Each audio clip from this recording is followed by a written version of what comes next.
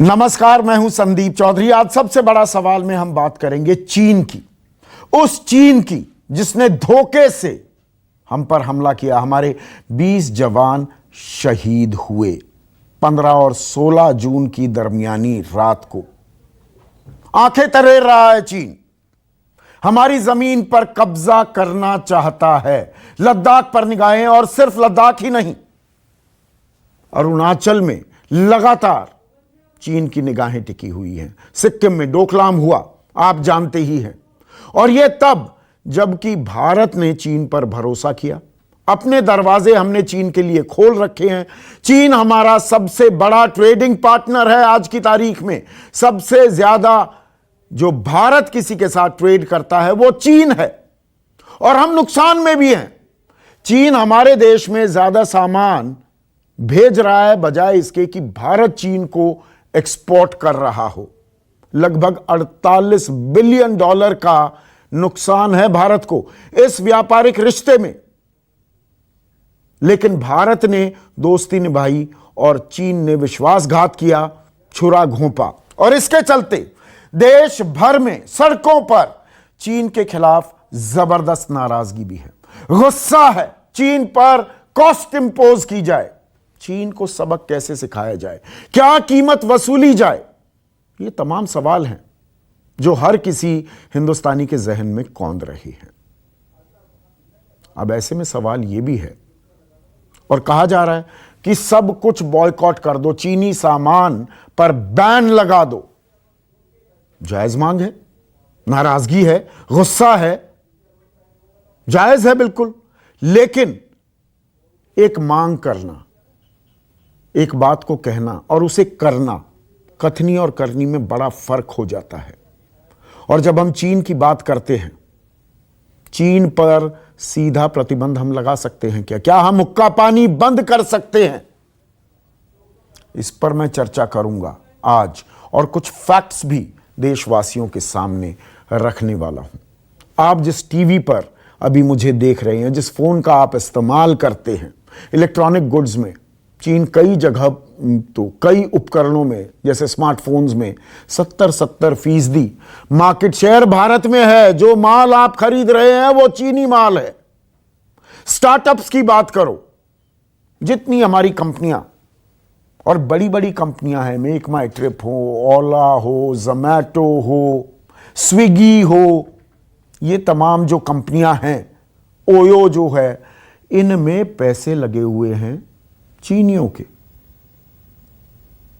Automobiles, manufacturing, जो TT की balls हैं, टेबल टेनिस खेलते हैं ना आप, या बैडमिंटन खेलते हैं, शटलकॉक्स, आप जो कुश्ती करते हैं, आजकल दंगल में नहीं होती है, मैट्स पर होती है। जैवलिन जो आप फेंकते हैं, हरियाणा का छोरा है, पूरी दुनिया में अपना नाम रोशन कर रहा है, नीरज चोपड़ा। वो जो जैवलिन फेंकता है, जिससे प्रैक्टिस करता है, वो चीन से आता है। हाई जंप की बार वो चीन से आती है।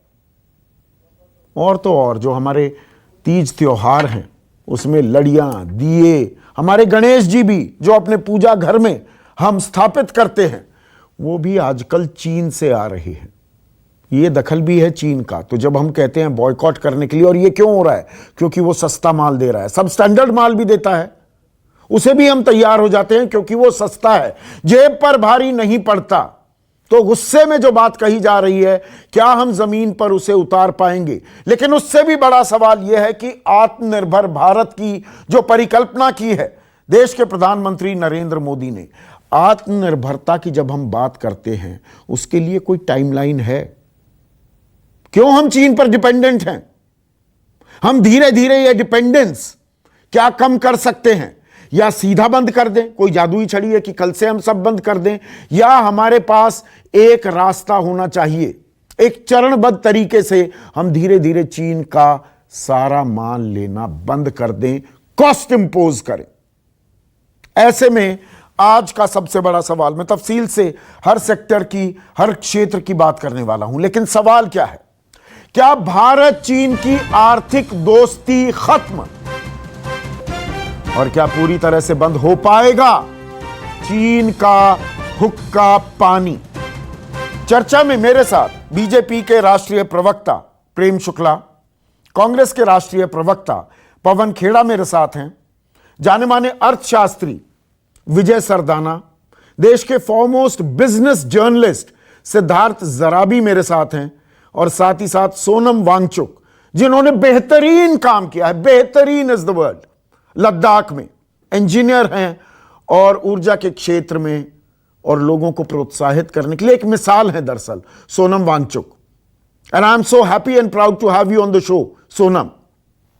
और आपने सबसे पहले यह आवाज बुलंद की थी कि चीन पर प्रतिबंध लगाओ, चीन के इंपोर्ट्स रोक दो। पर जो आप अर्थव्यवस्था को भली बात ही समझते हैं, हमारी जो डिपेंडेंस है, और मैं सेक्टर वाइज बता रहा हूं, सिर्फ इलेक्ट्रिकल्स की बात नहीं है, आप सोलर क्षेत्र में बेहतरीन काम करते हैं। पर अगर हम सोलर सेल, सोलर पैनल्स की बात करें, ये अपने आप में सनराइज इंडस्ट्री है, काफी कुछ आपके प्रयासों के चलते 78% माल तो चाइना से आ रहा है। तो गुस्से में यकायक बंद करने की बात करें या हमारी एक कैलिब्रेटेड अप्रोच होनी चाहिए सोनम? जी धन्यवाद। तो जो आपने आंकड़े बताए, जिस तरह से हम निर्भर हो रहे हैं, उसको देखते हुए आने वाले कल से ज्यादा आज करना चाहिए, क्योंकि देर और ज्यादा हो जाएगी, जब जागे तभी सवेरा। तो इसलिए जितनी जल्दी आप करेंगे उतने जल्दी आप स्वस्थ होंगे। अगर आप एडिक्टेड हैं किसी ड्रग के या किसी सस्ते सामान के, तो आपको थोड़ी सी दिक्कत तो सहनी पड़ेगी, जो कि किसी भी इलाज में होता है, चाहे वो ड्रग एडिक्शन हो या कैंसर की बात हो। तो वो आप इसलिए सहते हैं क्योंकि उसके बाद आप तंदुरुस्त और खुश हों। तो उसी तरह शुरू में थोड़ी सी आपको दिक्कत हो सकती है, वो भी हम कहते हैं अपने साथ समय को रखें। Have time on your side. Nobody is asking you to do it in 24 hours. तो एक हफ्ते में आप एप्स तो छोड़ सकते हैं, कोई आपको दिक्कत नहीं है टिकटॉक से अपने बच्चों को हटाने में या पबजी से, बल्कि उनका जीवन सुधर जाएगा। तो वो तो आप एक हफ्ते में कर सकते हैं। रही बात साजो सामान की, तो फिनिश्ड गुड्स आप 1 साल में कीजिए। जिन सामानों में कच्चा माल या पुर्जे हैं वो आप 2 साल में कीजिए। ऐसे कंपनियां जिनमें निवेश हैं वो आप 3 साल में कीजिए। आप अपने मौका और तरीका अपने तरफ से चुन सकते हैं, ये आपको बढ़त हासिल है। तो इसलिए समय को रखते कीजिएगा, तो 2 या 3 साल में सारा बिजनेस आपके अनुसार अपने आप को ढाल लेगा। ये शक्ति होती है कंज्यूमर की, और कंज्यूमर इज द किंग, जो कि चीन हमारे इस केस में सम्मान नहीं कर रहा है। तो हम दिखाएं कि हम कंज्यूमर हैं, हम किसी भी देश से ले सकते हैं। कंज्यूमर इज द किंग, उपभोक्ता ही राजा होता है। पर देखिए ये राजा ना, ये सस्ती चीजों के पीछे भी पड़ जाता है। देखिए मैं कड़वी हकीकत, कड़वे सवाल, तीखे सवाल भी आज मैं पूछने वाला हूं, अपने आप से भी और दर्शकों से भी। जब हम सड़क पर निकलते हैं ना बैनर लेकर कि चीनी माल पर हम प्रतिबंध लगा दें, और फिर ई कॉम प्लेटफॉर्म पर फ्लैश सेल लगती है शाओमी की फोन को लेकर या लैपटॉप्स को लेकर, तो वो हाथों हाथ घंटों में बिक जाती है क्योंकि माल सस्ता है। यह भी हकीकत है, हम नारा भी लगाएंगे और सबसे पहले जाकर खरीद लेंगे क्योंकि सस्ता माल भी चाहिए हमें। सोनम, गलत तो नहीं कह रहा मैं? जी, इसके बारे में एक बात करना चाहूंगा मैं। आप माल सस्ता क्यों है इस पर भी देखिए, और अगर वो सब आपने भी करना है तो जरूर कीजिए। माल सस्ता तो तब भी था जब बच्चों से बाल श्रम करवाते थे। माल सस्ता तो तब भी था जब क्रूएल्टी टू एनिमल्स, जानवरों को हम मार डालते थे, मगर लोगों ने इसे एथिकल समझा, अपने जिम्मेदारी समझा कि बाल श्रम से जुड़ी हुई सामान सस्ता भी हो तो हम नहीं लेंगे, जानवरों को नुकसान पहुंचाया हो तो सस्ता भी हो हम नहीं लेंगे। तो चीन तो जानवर और बच्चे क्या मानव अधिकारों का ही हनन कर रहा है। उसी तरह लेबर लॉज का कुछ पता नहीं है, पर्यावरण को पूरी तरह से हानि करके ये सस्ता माल बना रहे हैं, करेंसी मैनिपुलेट करके बना रहे हैं। ऐसे सब्सिडाइज कर देंगे बिजली पानी को कि भारत के इंडस्ट्री को पहले मार दें और उसके बाद मोनोपोली करें। तो इन सब को देखते हुए तो आप में समझ आनी चाहिए कि ये माल नहीं है, बिल्कुल फेयर पॉइंट है, ये पर ये लोग समझ पाएंगे। मैं यही देखिए आपसे जानना चाह रहा हूं, इकोनॉमिक्स जो बाजार है ना, बाजार डिमांड सप्लाई, और उसमें कीमत बढ़े एक अहम रोल प्ले करती हैं सोनम। अब रामविलास पासवान बिल्कुल ठीक कह रहे थे, उन्होंने कहा कि देखिए गणेश जी भी हमारे घर में हम अपने पूजा घरों में स्थापित करते हैं, वो भी चीन का बना हुआ है। आजकल हम पटाखे, लड़ियां, दिए, लाइट्स लगाते हैं दिवाली पर या किसी भी तीज त्योहार पर, वो भी चाइना के हैं। उन्हीं से वही जाकर खरीदेंगे क्योंकि सस्ता है।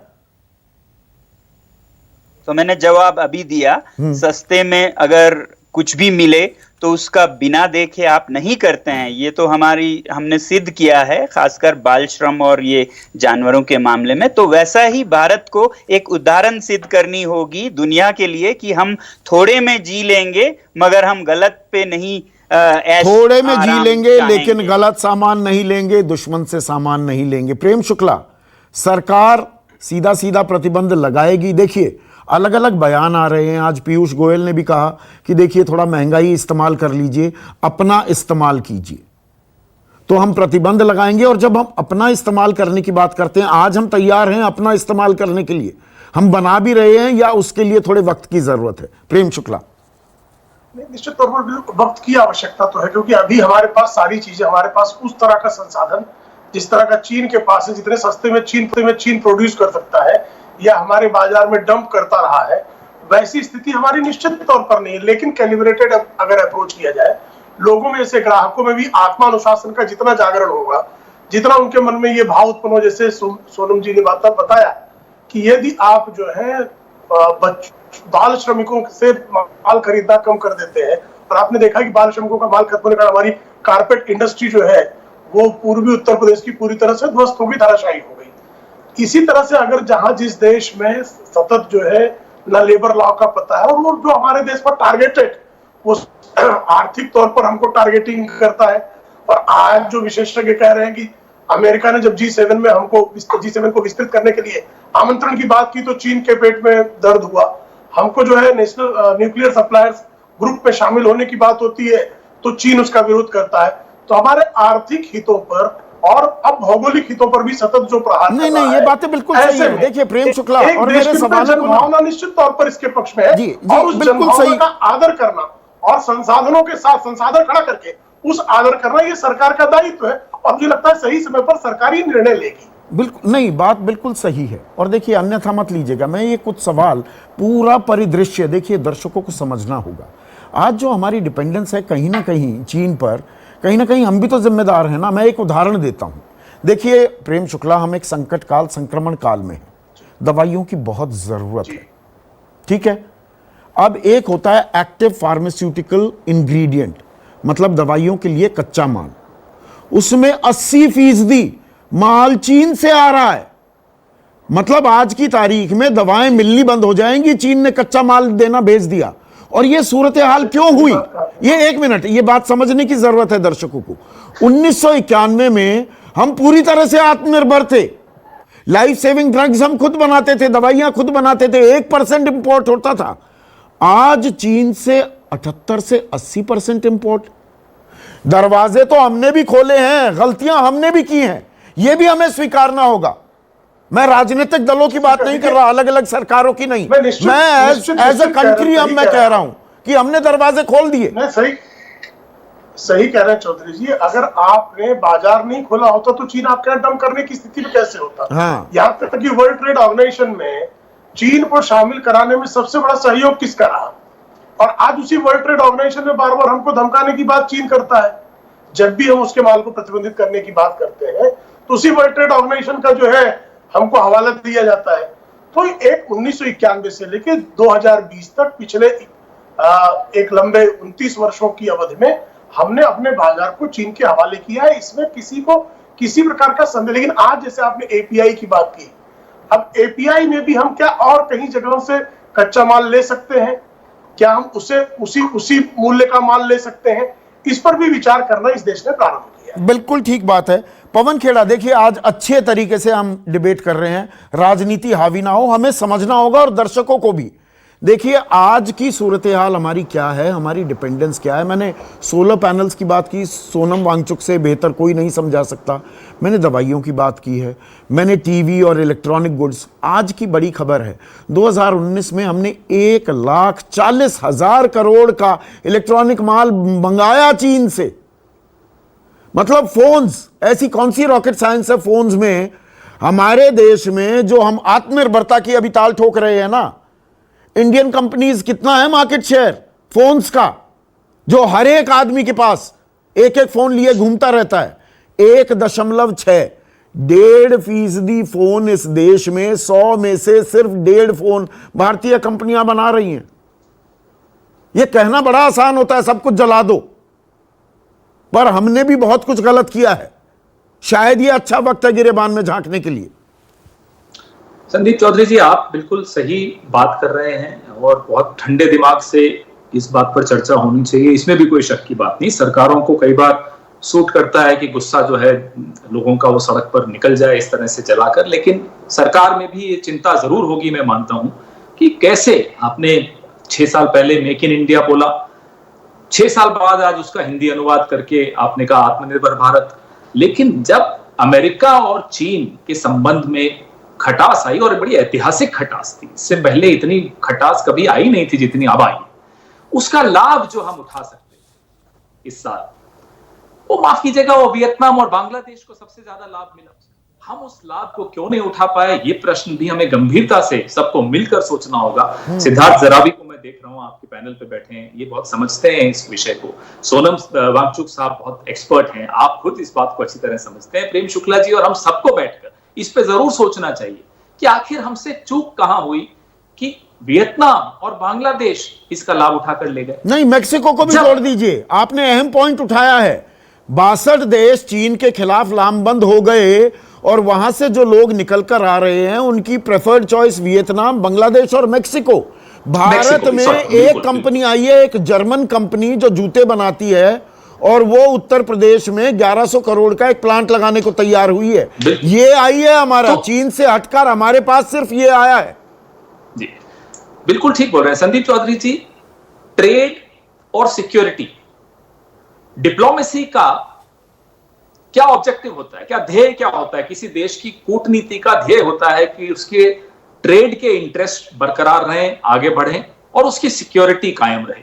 इससे ज्यादा भारत कम से कम विस्तारवादी कूटनीति में विश्वास नहीं रखता कि मैं किसी और देश की सीमा में कब्जा कर लूं, ये हम कभी ऐसा करते ही ना करेंगे। तो डिप्लोमेसी पे एक प्रश्न चिन्ह तो लगता है कि जब आप ट्रेड में भी पिछड़ गए, हम ही थे जो अभी 3 साल पहले चीन जब गए तो हमने कंट्री ऑफ कंसर्न से उसको डीलिस्ट कर दिया क्योंकि हम ट्रेड बढ़ाना चाहते थे। उस पर अच्छा दबाव था। Country of nation of concern की एक लिस्ट में चीन का नाम होना एक भारत के हितों को की रक्षा करने के लिए जरूरी था, लेकिन हमने वो हटवा दिया। कुछ दबाव हम पर जरूर रहा, अंतरराष्ट्रीय कह लो, सामरिक कह लो, जो भी दबाव रहा हो, आज उस पर चर्चा होनी जरूर है कि ट्रेड में भी हम पीछे रह जाएं और हमारी सीमाओं की रक्षा में भी हमारी कूटनीति, सेना पे पूरा भरोसा है, सेना मजबूत है, सेना हमारी सीमाओं की रक्षा करती आई है। 67 में लेफ्टिनेंट जनरल सगत सिंह ने जो मजा चखाया था चीन को, वो भूला नहीं था। 71 में हस्तक्षेप नहीं कर पाया चीन। सिक्किम का जब विलय हुआ, चीन ने उसके बाद एक बार अवस्था पर रहते हैं पवन खेड़ा, तो बिल्कुल, तो फिर सीमा की रक्षा भी अगर कूटनीति के मार्फत नहीं हो पा रही हो और हमारी ट्रेड की भी, हमारी अर्थव्यवस्था की भी हमको सुरक्षित और फोर्टिफाई नहीं कर पा रहे हो हमारी डिप्लोमेसी के थ्रू, तो फिर हमें एक बार फिर बैठकर एक्सपर्ट्स की सलाह लेकर कहीं ना कहीं, और इसीलिए देखिए, इसीलिए आप लोगों को बुलाया है जो बात को समझते हैं। सिद्धार्थ जराबी, मुझे एक चीज समझाइए, सीधा हुक्का पानी बंद हो सकता है क्या? बहुत से लोगों को इस बात पर मुझसे नाराजगी हो सकती है कि ये कैसा सवाल, अरे बंद करो सब, बॉयकॉट चाइनीज गुड्स। वो उस तरह का फिर हास्यास्पद दृश्य भी बन जाता है कि मैं कह रहा हूं चाइना के गुड्स को बैन कर दो और नीचे पावर्ड बाय वीवो भी आ रहा होगा, साथ में एक चाइनीज कंपनी मेरे शो को पावर भी कर रही होगी। मतलब इस तरह की भी बातें होती हैं। पर मैं यहां पर बिल्कुल क्लैरिटी से बातें करता हूं। देखिए, $3 बिलियन का हमारा ट्रेड था 2000 में, आज से 20 साल पहले। 2008 तक वो $52 बिलियन हो गया, 2011 में 74 बिलियन हो गया, अब 90 बिलियन से ज्यादा हो गया। दरवाजे तो हमने खोले हैं ना। एसएन सुब्रमण्यम जो एलएनटी के सीईओ हैं, एमडी हैं, वो कहते हैं कि तत्काल हम ऐसे हुक्का पानी बंद नहीं कर सकते भाई। तो हम तत्काल कर सकते हैं क्या? मैं आपका टेक चाहूंगा, इंडस्ट्री का अपना टेक हो सकता है।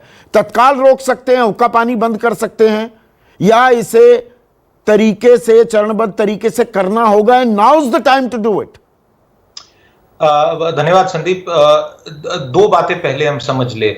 जितना हम सारा इंपोर्ट करते हैं साल भर में हमारी इकोनॉमी के लिए, उसमें से लगभग 14% चाइना से आता है, यानी बाकी आप 85-86% बाकी देशों से आता है। तो ऐसा नहीं है कि हम टोटली चाइना पे निर्भर हैं, नहीं, कुछ सेक्टर्स में तो बहुत ज्यादा है जी। जो करीब 65-66 बिलियन डॉलर का पिछले वित्तीय वर्ष में माल आया, उसमें एक लॉपसाइडेड नेचर है, जिसमें कंज्यूमर एंड कंजम्पशन के आइटम्स बहुत ज्यादा हैं। आपने इलेक्ट्रॉनिक्स का कहा, मोबाइल का कहा, फुटवेयर।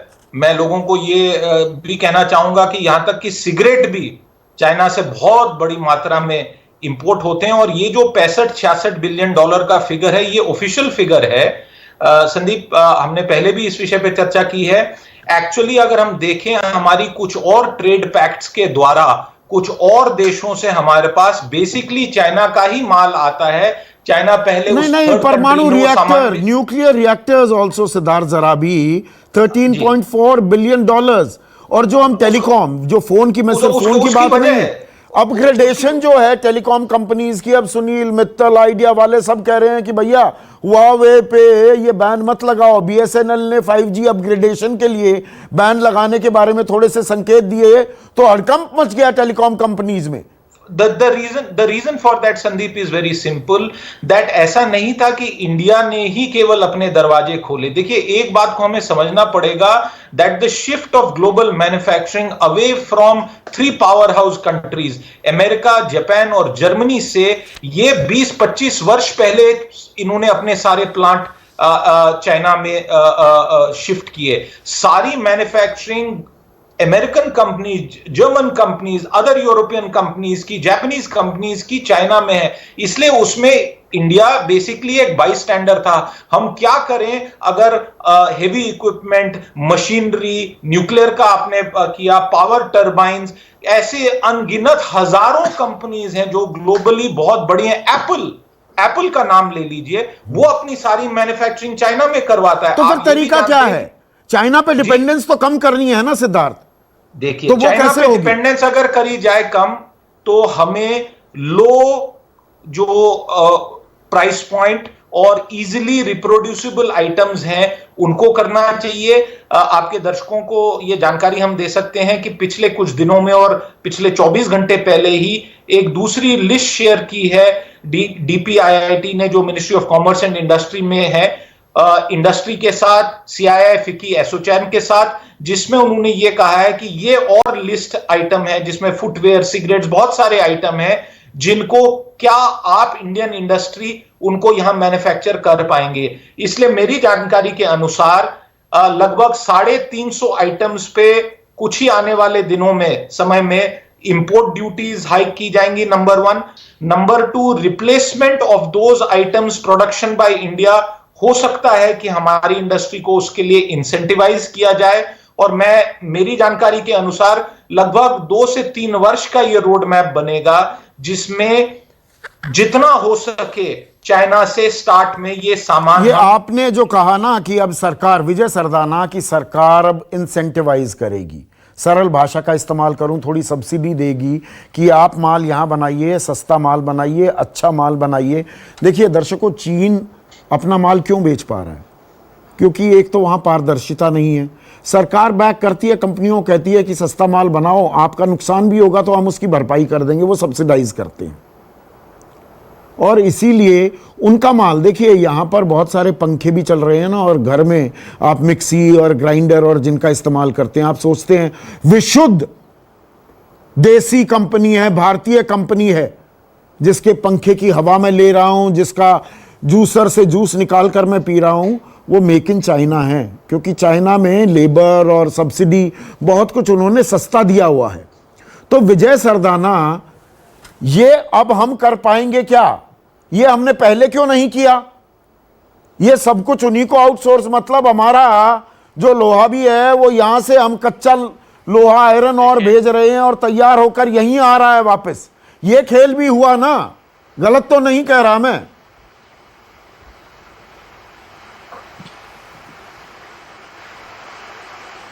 देखिए संदीप जी, बहुत ही महत्वपूर्ण चर्चा आज आप कर रहे हैं। दो बातें आपको समझनी पड़ेंगी। पहली बात तो एक होती है स्पिरिट और दूसरा होता है एक्शन। सोनम साहब ने जो कहा वो स्पिरिट है कि हमें देशभक्ति होने के कारण भारत के लिए हमको क्या करना है, वो स्पिरिट है। लेकिन बाजार में जो चीज होती है, nothing exist in market without reason and logic. इस बात को आप हमेशा ध्यान रखिए। और हम इस भ्रम में हैं कि चाइना को हम छोड़ पाएंगे। मैं आपको 2-3 उदाहरण दे देता हूं। पहला, आपको यह लगता है कि जो चीज आप मलेशिया से खरीद रहे हैं या इंडोनेशिया से खरीद रहे हैं या ऑस्ट्रेलिया से खरीद रहे हैं, उन कंपनियों के मालिक कौन है? उनके मालिकाना हक भी चाइनीज के पास है। आप लोग कितनी बार चाइना जाके समझ के आए हैं कि उन लोगों का गेम प्लान क्या है? मैं पिछले साल के दिनों में 3-4 बार चाइना गया और वहां के टॉप इंडस्ट्रियलिस्टों के साथ ब्रिक्स की मीटिंग में, बाकी मीटिंगों में, वर्ल्ड इकोनॉमिक फोरम की मीटिंग्स में मैं 1-to-1 डिनर टेबल पे बैठ के ये सीखना चाहता था कि वो सोचते कैसे हैं और काम कैसे करते हैं। देखिए, ये जो आप आज चर्चा कर रहे हैं ना, ये सिम्टम्स है, ये आउटकम है। आपको उसकी गहराई पे जाना पड़ेगा। चाइना को हमने समझा ही नहीं आज तक। आप इस बात को समझिए, चाइना की ताकत क्या है, पहले आपको यह समझना पड़ेगा।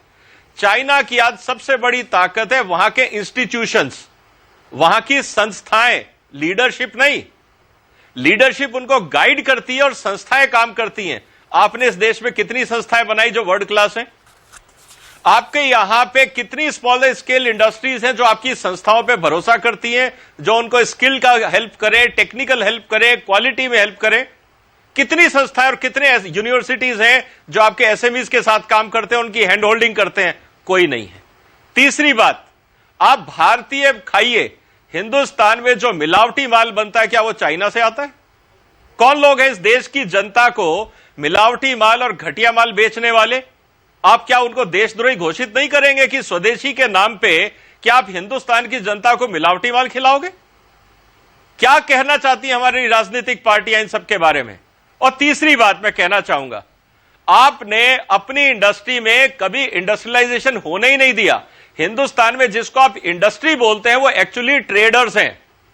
नाम इंडस्ट्री रखने से इंडस्ट्री नहीं बन जाती। ट्रेडर्स की बल्ले बल्ले हो गई, सस्ता माल वो चीन से लाने लगे। यहां पर एक मिनट विजय जी, 1 मिनट, बहुत अहम बात कही आपने। ट्रेडिंग का जो जिक्र किया, देखिए पिछले 20 सालों में जिन्होंने ये करोड़ों अरबों कमाए हैं, उनमें से ज्यादातर लोग वो हैं। कहने को यहां पर फैक्ट्री है, पर वो फैक्ट्री कुछ नहीं, माल बनवा रहे हैं वो चाइना से। वहां से माल लेकर आए और बीच में अपना पैसा कमा लिया। वो ट्रेडिंग ही हो रही थी। गलत कह रहा हूं क्या मैं? और चाइना जरिया था। देखिए, ऐसा है, Hindustan, Bharat by nature is a country of traders, we are not industrialist. आप इसको समझिए। हम 2 रुपए में दाएं बाएं करने में माहिर हैं। हमारे पास वो दम नहीं है कि हम R&D में खर्चा कर सके। कितने लोग हैं जो 5 साल 10 साल का होराइजन लेके आज इन्वेस्ट करते हैं? आप उठा लीजिए balance sheet, top to bottom, चाहे वो CII हो, फिक्की हो, हिंदुस्तान के बड़े बड़े इंडस्ट्रीज को आप कुर्सी पे बैठाइए और सामने पूछिए कि अगले 10 साल का प्लान क्या है। आपको किसी का नहीं मिलेगा। हर आदमी ये देखता है कि सस्ता क्या मिल रहा है, कितना मार्कअप मिलेगा और कितने में बिकेगा।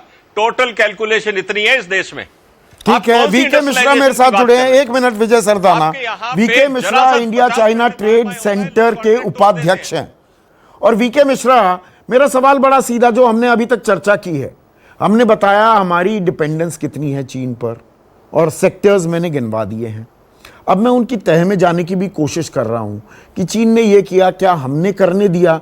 और आज क्या हम सीधा उस स्थिति में हैं वीके मिश्रा कि चीन का हुक्का पानी बंद कर दें, मतलब कह दें कि हम नहीं लेंगे आपसे माल, आप जाइए तेल लेने, हम नहीं लेंगे, हम अपना काम खुद कर लेंगे? हम इस स्थिति में हैं क्या? धन्यवाद इस चर्चा में शामिल कराने के लिए। देखिए, सबसे पहले जो मैं थोड़ा देर से जुड़ा हूं इस चर्चा में, लेकिन जो अभी सुना मैंने पिछले 2-3 मिनट में कि हम लोग इंडिया में ट्रेडर्स हैं और हम लोग इंडस्ट्रियलिस्ट नहीं हैं। मैं सिर्फ इतना कहना चाहूंगा कि सन 2000 में हमारा चाइना के साथ जो व्यापार था वो $2 बिलियन से कम का था। हाँ, मैंने यानी उसके पहले भी हमारी आबादी में जो भी सप्लाईज हो रही थी वो सस्टेनेबल थी, बिना चाइना के इंपोर्ट के या बिना चाइना को एक्सपोर्ट के। लेकिन जब चाइना ने WTO ज्वाइन किया 2003-4 के बाद, हम लोगों ने इस चीज को समझा कि हम एक दूसरे के पूरक हो सकते हैं, हम भी कुछ एक्सपोर्ट कर सकते हैं उनको, जो चीजें हमारे यहाँ कम बनती हैं, जिनकी डिमांड है, हम उसको इंपोर्ट कर सकते हैं, और बड़ी एक दूसरे की सहूलियत के हिसाब से हम क्या एक्सपोर्ट करते हैं? देखिए विक्रम मिश्रा साहब, एक मिनट बीच में रोक रहा हूं। हम इंपोर्ट कर रहे हैं उनसे इलेक्ट्रॉनिक उपकरण, परमाणु रिएक्टर, रसायन, केमिकल्स, ऑटोमोबाइल पार्ट्स, मैन्युफैक्चरिंग की चीजें, सोलर पैनल्स, और हम एक्सपोर्ट क्या कर रहे हैं चीन को? कपास, खनिज इंजन। मतलब आप बैलेंस ऑफ ट्रेड देखिए ना, कितना लॉपसाइडेड है। और ऊपर से 48.7 बिलियन डॉलर का हमारा डेफिसिट है। मतलब हम माल ज्यादा मंगा रहे हैं, दे कम रहे हैं। देखिए इस समय जो नंबर 1 पे हमारा एक्सपोर्ट है वो हमारे ऑर्गेनिक केमिकल्स का है। हाँ। जो पिछले एक साल में हमने 50% से ऊपर बढ़ाया, यानी $2 बिलियन का एक्सपोर्ट हमने 17-18 में किया था, अभी 3.2 बिलियन। हाँ, 3.25 बिलियन का है ऑर्गेनिक रसायन है मेरे पास फिगर्स, ये ऑर्गेनिक केमिकल्स का किया। इसके बाद आप जैसे जैसे देखते जाएं, कॉटन तो सिर्फ 1 बिलियन से 1.25 बिलियन की बात है। नहीं, एक कॉटन 1.79 बिलियन है सर। और खनिज ईंधन क्या होता है? वो $2.86 बिलियन है। फिगर्स में रखता हूं बीके मिश्रा साहब।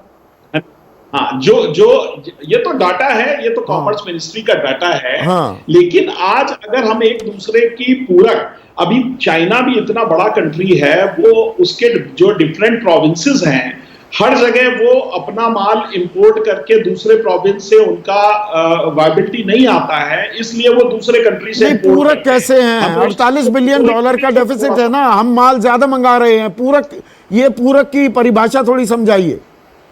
हम ज्यादा मंगा इसलिए रहे हैं कि हमारे यहाँ जो डिमांड है वो बढ़ती जा रही है लगातार। तो इसका मतलब हम खुद नहीं बना पा रहे, बेसिक चीजें खुद नहीं बना पा रहे हैं ना।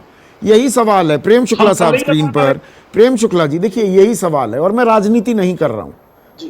ये अब वक्त है, हमें कुछ चीजें अब बिल्कुल सुधारनी होंगी। हमें आत्मनिर्भर बनना है तो सही मायने में आत्मनिर्भरता की ओर अब हमें चलना होगा। स्टार्टअप्स की मैं बात करने लगूं, नई कंपनियां खड़ी होती हैं इस देश में, तो प्रेम शुक्ला अगर मैं फेहरिस्त गिनवाने लगूं, बाइजूस, पेटीएम, स्नैपडील, जोमैटो, ओला, मेक माई ट्रिप, तमाम कंपनियों में चीनी पैसा लगा हुआ है।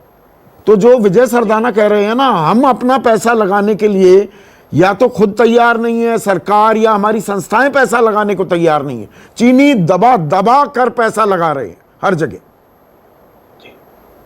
देखिए, आर्थिक विश्व में मेरी गति अत्यंत सीमित है चौधरी जी, लेकिन इतना निश्चित है कि भारत को अपने औद्योगिकरण के संदर्भ में सम्यक विचार करना हुआ। हाँ। आप आर्थिक निवेशक, आपको स्विगी है या ओला है या अन्य कंपनियां हैं, आर्थिक निवेशक हर कोई जो निवेश लेता है वो सबसे सस्ता निवेश ढूंढता है। तो उसके पास वैकल्पिक निवेश क्या है? क्या भारत सरकार निवेश करने की स्थिति में है? क्या हमारे निजी संस्थाएं निवेश करने की स्थिति में है? क्या हम अन्य देशों से उस निवेश को प्राप्त करने की स्थिति में है? इसका मुझे लगता है सम्यक विश्लेषण किए जाने की आवश्यकता है। और इसमें एक और मैं बड़ा कंट्रोवर्शियल पॉइंट उठाने वाला हूं। देखिए प्रेम शुक्ला, ये लोकल के बारे में हमें बिल्कुल वोकल होना चाहिए। मैं पुरजोर समर्थन करता हूं इस बात का। हम क्यों नहीं बना सकते? मतलब ऐसी कौन सी रॉकेट साइंस है एक फोन बनाने में? दुनिया में टेक्नोलॉजी के मामले में, साइंस के मामले में, बुद्धिमत्ता के मामले में हम वर्ल्ड लीडर्स हैं। अरे भाई, जितने में एक हॉलीवुड फिल्म बनती है उतने में हम अपनी सैटेलाइट लॉन्च कर देते हैं। पर टेनिस बॉल नहीं बना पा रहे, एक शटल कॉक नहीं बना पा रहे, रेसलिंग का मैच नहीं बना पा रहे। तो हमें लोकल भी थोड़ा सा परिभाषित करने की जरूरत है। हमारा लोकल का मतलब क्या है? बहुत सारे हम जिसे लोकल मान रहे हैं ना, वो चाइना में बनकर आ रहा है आज की तारीख में। आप जानते हैं मैं क्या कह रहा हूं, मैं कंपनियों के नाम नहीं लेना चाहूंगा। नहीं, देखिए 2014 से हम लगातार कह रहे हैं कि हमको जो है अपनी मैन्युफैक्चरिंग की कैपेसिटी को बढ़ाना पड़ेगा। अब मैन्युफैक्चरिंग कैपेसिटी बढ़ा तो आपके यहाँ का जो ब्यूरोक्रेसी है, जो रेड टेपिज्म है, लाल फीताशाही को भी हमको घटाना होगा। हमको उनको वित्तीय आपूर्ति कैसे हो सके उस पर भी काम करना होगा, और हम बाजारें कितनी सुगम तरीके से काम कर सके उस पर भी काम करना पड़ेगा। संकट ये है कि हमारे यहाँ जो है, जैसा कि सरदाना जी ने कहा कि हम सस्ते के चक्कर में हम कहीं से कोई चीज मिल जाती है ले आते हैं। संकट ये है कि हमारे यहाँ अपना खुद का उत्पादन नहीं है। तो जब तक हम जो है चीन के मॉडल का अध्ययन करके उससे बेहतर ढंग से अगर काम करने की योजना नहीं बनाते, और इसमें तू में से कुछ नहीं होना है। नहीं, तू आपके करनी जमाने ही में नहीं। ज्यादा निवेश हो गया, मेरे जमाने, आपके जमाने में ज्यादा इंपोर्ट हो गया, हमारे जमाने में मैं उसमें जा ही नहीं रहा हूं, इससे काम नहीं चलना है। ना, उसमें जाने से कुछ हासिल नहीं होता। मैं चीख चिल्लाहट भी करवा सकता था, मेरे पास सारी फिगर्स हैं, किसके जमाने में कितना निवेश आया, कौन कितनी बार मिला, मेरे पास सारी फिगर्स हैं। मैं उसमें घुसना ही नहीं चाहता हूं पवन खेड़ा, क्योंकि दरअसल आज की तारीख में जरूरी यह है कि हम आत्मनिर्भर कैसे बने। आपने ठीक कहा, 2014 की चीज चलिए, make in India, skill India, stand up India, startup India, वो भी यही बातें कर रहे थे। लेकिन अगर आज एक मौका है, विपदा भी आपदा भी है, तो हमें मौके का फायदा उठाना चाहिए ना। और ये लोकल क्या है, इसको भी परिभाषित करने की जरूरत है। संदीप चौधरी जी, सर्विस सेक्टर में मुझे लगता है, और काफी एक्सपर्ट्स जो आपके इस पैनल्स पे बैठे हैं, हमारे पैनल पे, वो भी आप सहमत होंगे, सर्विस सेक्टर में हिंदुस्तान काफी हद तक कई देशों से बहुत आगे। तो सर्विस सेक्टर पे अगर हम बहुत ज्यादा अपना ध्यान केंद्रित करें, तो मुझे नहीं लगता कि हमें वहां चीन के निवेश की भी आवश्यकता है या किसी और देश के निवेश की आवश्यकता है। मुझे आज तक ये बात नहीं समझ में आई कि क्यों अलीबाबा या जो भी, मैं नाम नहीं लेना चाहता, जो भी कंपनियां हैं, कोई हमारे यहाँ नहीं, वो बैट है, वो बड़ा अच्छा शब्द मुझे सिद्धार्थ जराबी ने बताया, पवन खेड़ा, वो बैट है, वो चमगादड़ वाला बैट नहीं। बाइडूज, अलीबाबा, टेंसेंट, ये है इस तरफ जो खड़े हुए हैं, और दूसरी तरफ फैंग है, फेसबुक, अमेजॉन, नेटफ्लिक्स और गूगल। ये लड़ाई है, ये बैट, ये चमगादड़ खा रहा है हमें। बिल्कुल, जराबी साहब ऐसी ज्ञान की बातें हमें भी बताते रहते हैं कई बार, हाँ। और बिल्कुल सही बोल रहे हैं। तो इसमें हमें जहां हमारी स्ट्रेंथ्स हैं, जो हमारी ताकत है, उसको कंसोलिडेट करना, उसको और मजबूती से केंद्रित करना और लॉन्च करना, मुझे लगता है वो ज्यादा आवश्यक है, बनिस्बत इस बात के कि हम उन क्षेत्रों में जाएं जहां की हमारी एक्सपर्टीज नहीं है। मुझे लगता है सर्विस सेक्टर में हमें बिल्कुल असर्ट करना चाहिए अपने आप को पूरे विश्व में, और कर सकते हैं। भारत का सर्विस सेक्टर कहीं भी किसी भी देश से कम नहीं, ज्यादा नहीं, मैं थोड़ा सा आपसे नाइतफाकी रखूंगा। देखिए पवन, सर्विस सेक्टर में हम करें, और आप जो कह रहे हैं ना निवेश, मैं निवेश वर्ड नहीं, हमें निवेश में क्या दिक्कत है। मेरी दिक्कत सिद्धार्थ जराबी इस बात पर है कि चीन से सीधा माल इंपोर्ट क्यों किया जाए। निवेश में दरअसल मुझे दिक्कत नहीं है। अब कुछ लोग इस पर आपत्ति कर सकते हैं, वो करते रहे, मैं थोड़ा समझाने की कोशिश करता हूं।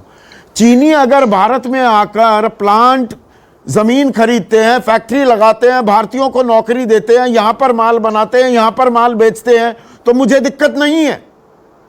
सैमसंग में नोएडा में बैठा हूं, कोरियन कंपनी है, सबसे बड़ा प्लांट लगा रखा है, भारतीयों को नौकरी मिलती है, यहां पर फोन बेचते हैं, मुझे क्या दिक्कत। बिल्कुल संदीप, हमें इस विषय पे अपनी इमोशन और जो स्ट्रेटेजिक सेंस है इसको अलग करना। मुझे दिक्कत इस बात पर है कि चीन सीधा माल यहां पर डंप ना करे, यहां पर ना बेचे। उसको अगर यहां कंपनी लगानी है, पैसे लगाने, लगाइए ना, बी माय गेस्ट। गलत कह रहा हूं क्या मैं?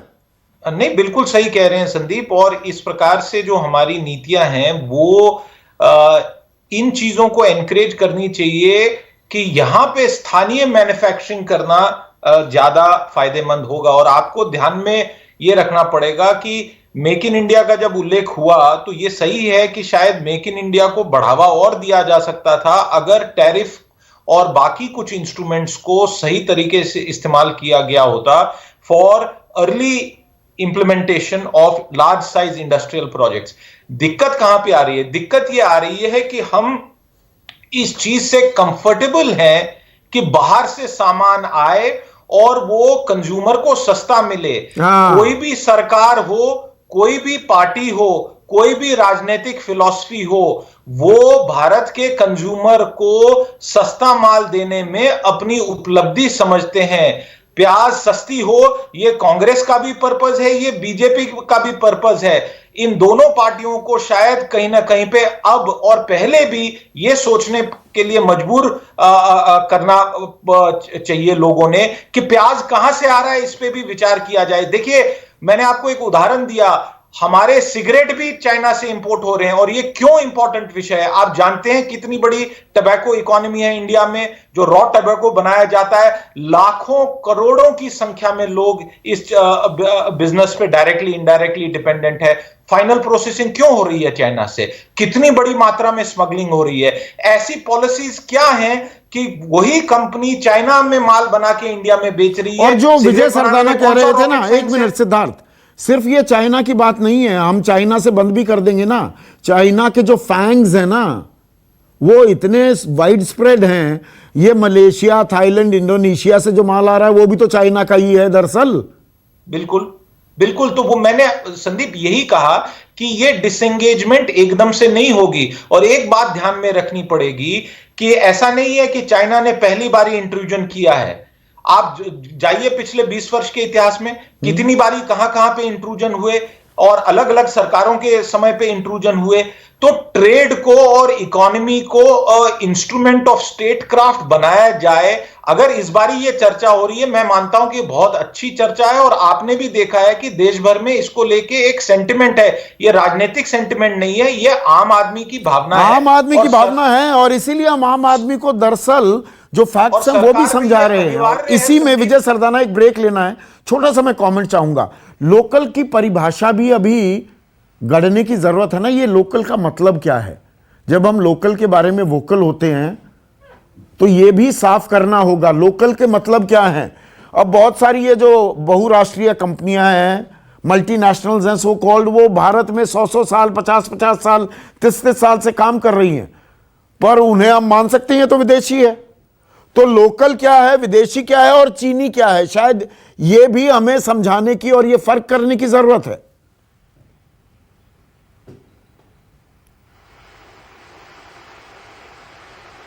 देखिए, लोकल हम उसको बोलेंगे जो भारत के रिसोर्सेज को, भारत के मैन पावर को, भारत में एम्प्लॉयमेंट जनरेट करके भारत के कंज्यूमर्स को तसल्ली से और खुशी से अच्छी क्वालिटी का माल दे।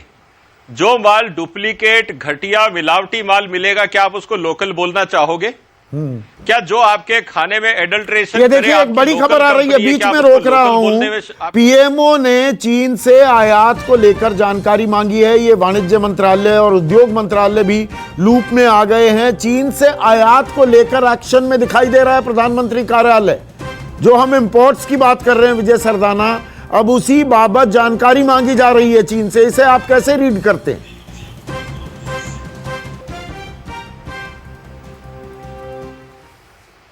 देखिए, बिल्कुल सही है। और हम आपको अगर ध्यान हो, पुराने एपिसोड में हम इसको बात को कर चुके हैं कि पीएमओ को एक लिस्ट बनानी चाहिए कि हम क्या क्या आयात कर रहे हैं। फिर आपको उन एसोसिएशंस को बुलाना चाहिए, केमिकल है, जूता है, कपड़ा है, मोजे हैं, रुमाल है, जो भी है, उनको बुलाना चाहिए कि भैया आपको यहां ये हिंदुस्तान में बनाने में क्या कष्ट है, कौन सा कानून आपको दिक्कत कर रहा है, कहां पे क्या दिक्कत आ रही है, कौन डिपार्टमेंट आपको करप्शन कर रहा है, कहां कौन हैरेसमेंट कर रहा है, हमें बताइए। आप रास्ता साफ करिए, लोग चलने लगेंगे। आप रास्ता साफ नहीं करते, खड्डे खोदते हैं, करप्ट ऑफिसर्स आपके हैं, इंस्पेक्टर्स आपको हैरेस करते हैं, एडल्ट्रेटेड माल को आप बिकने देते हैं, चोरियां आप होने देते हैं। ईमानदार आदमी कैसे काम करेगा इस हालात में? बहुत अहम बात कह रहे हैं, इस पर मैं कंक्लूडिंग कमेंट लूंगा आपने गेस्ट का। हमारी व्यवस्था में जो कचरा है ना, जो गड्ढे हैं, जो हम खोदते हैं अपने लिए और खुद ही उसमें गिर जाते हैं, दूसरा फायदा उठाते हैं, उन्हें भी भरने और साफ करने का मौका मिल गया है क्या हमें? आखिरी सवाल ब्रेक के बाद। बात हो रही है क्या चीन का हुक्का पानी हम बंद कर पाएंगे? ऐसे में आखिरी सवाल, प्रेम शुक्ला और पवन खेड़ा मेरे साथ हैं। प्रेम शुक्ला, अब वक्त आ गया है, मतलब जो व्यवस्था में, हमारे सिस्टम में जो सड़ांध है, जो गड्ढे हमने खुद खोद दिए, उनको हम साफ करें। तभी तो चीन आया ना, और हमने दरवाजे भी बाकायदा खोले। वो प्रधानमंत्री थे मनमोहन सिंह, तो मुंबई को शंघाई बना रहे थे, जैसे आजकल काशी को क्योटो बनाने की कोशिश है। और जब गुजरात के मुख्यमंत्री थे नरेंद्र मोदी, तो चीन के बड़े उदाहरण दिए जाते थे। हमने रास्ते तो हमने ही खोले ना, आज अपनी व्यवस्था को भी दुरुस्त हमने करना होगा। निश्चित। अब देखिए, हमको अपनी जो सड़ांध पैदा हुई, सड़ांध से मुक्त करना होगा। और हमको दूसरों ने किस तरह से अपने आप को डेवलप किया, जैसे आप मोदी जी कह रहे हैं, तो चीन एक जो है 1980 के दशक तक हमसे कमजोर अर्थव्यवस्था वाला देश होने के बाद बिल्कुल। आपको ध्यान होगा 1949 में तो ऐसी स्थिति थी कि माओ जेदांग जब मॉस्को गए तो उनको 15 दिन तक इंतजार कराया गया, लेकिन चीन खड़ा हुआ। उसी तरह भारत को भी खड़ा होना पड़ेगा, बाधाओं को दूर करना पड़ेगा, गड्ढों को भरना पड़ेगा, सड़ांग दूर करनी पड़ेगी। पवन खेड़ा, देखिए, चीन और भारत में सबसे महत्वपूर्ण फर्क, और उस फर्क पे हमें गर्व है, वो ये है कि हम एक लोकतांत्रिक देश हैं। हम जब कहते हैं भारत को खड़ा होना, तो प्रेम शुक्ला जी हो या मैं हूं या आप हो, हम सब यही मानते हैं कि प्रत्येक भारतवासी को खड़ा होना होगा, सबके लिए सोचा जाता है। चीन जब बात करता है तो क्या वहां श्रम कानून, किस तरह के श्रम कानून है जरा पूछिए। वहां यूनियंस तक नहीं है, ट्रेड यूनियंस तक की अनुमति नहीं है, जबकि कम्युनिस्ट देश है। तो जब भारत की यात्रा इसलिए और कठिन जरूर हो जाती है, लेकिन इस यात्रा में सबको संतोष इसलिए प्राप्त होता है क्योंकि हम प्रत्येक, कोई भी सरकार हो, आज हम राजनीति की बात नहीं कर रहे हैं, कोई भी सरकार हो, वो प्रत्येक भारतवासी की यात्रा के विषय में सोचती है और उस विषय में चिंतित रहती है। तो नहीं, पर हम अभिभूत भी थे ना, चीन से हम अभिभूत भी हो गए थे, बड़े इंप्रेस हो गए। जब चर्चा होगी तो राजनीतिक चर्चा होगी, आप मुझे भी बुलाइएगा, प्रेम शुक्ला जी को। मैं राजनीतिक चर्चा भी इस पर करूंगा, पर आज जो दरअसल आर्थिक पहलू था वो दर्शकों को समझाना बहुत जरूरी था। गुस्से में हम सब हैं, चीन को सब सबक सिखाना चाहते हैं, सब कॉस्ट इंपोज करना चाहते हैं, लेकिन हमें अपनी व्यवस्था, अपनी सूरत हाल क्या है, अपना गिरेबान क्या है, वो भी जानना चाहिए। यही कोशिश थी। आज बस इतना ही। नमस्कार। नमस्कार, मैं हूं मानक गुप्ता। अगर आपको हमारा ये वीडियो पसंद आया हो तो इसे लाइक और शेयर जरूर करें, और हां, हमें सब्सक्राइब और फॉलो करना ना भूलें ताकि आप देश और दुनिया की कोई खबर मिस ना करें। तो जुड़े रहिए हमारे साथ और देखते रहिए न्यूज़ 24।